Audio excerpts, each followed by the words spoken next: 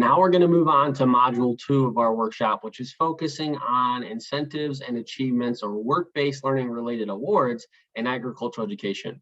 The first thing that we need to know, and I think we all probably already know this, but it's worth mentioning, is that we value work-based learning a lot in agricultural education, and it is embedded in all sorts of our award programs. More commonly known are SAE requirements.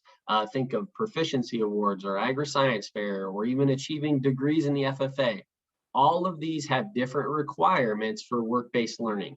And today, what we're going to try and deep dive into is identifying those measurable components to each one of those award programs that relate to work-based learning. It might be the number of hours that a student has in their project, a certain number of dollars that they've raised or accumulated or invested through their project.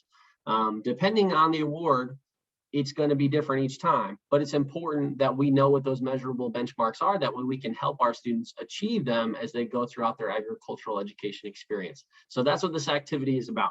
Activity 2.1, minimum requirements. First, you're going to review each of the work-based learning related awards in Table 1 WBL awards. Then you're going to identify the measurable benchmarks relating to each one of those awards, and then work together to kind of collaborate and summarize those benchmarks as a group. If you would prefer, you can use the editable document of this particular activity and use the table, or you can just use the links, make some notes on your notepad, and kind of discuss through each one of those particular award programs and the measurable benchmarks. Use the essential questions as a concluding guide for this activity. And just so you can see it here on my screen, Table 1 Work-Based Learning Awards includes all sorts of agricultural education awards, including all 4 degree programs commonly used in agricultural education: Star Green Hand, Chapter Star Awards, State Star Awards, and American Star Awards, and includes proficiencies, agri-science fair, SAE grants, which do have their own work-based learning requirements in terms of planning and progress. And then finally, the career pathway endorsement, which maybe is something you're unfamiliar with because it's a fairly new concept.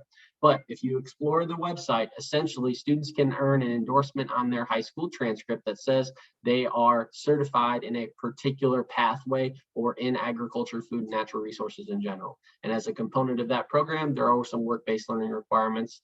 I don't want to give anything away. Feel free to explore each of these, determine what the measurable benchmarks are, and then work with your small group to identify a pattern or some key takeaways from these particular award programs.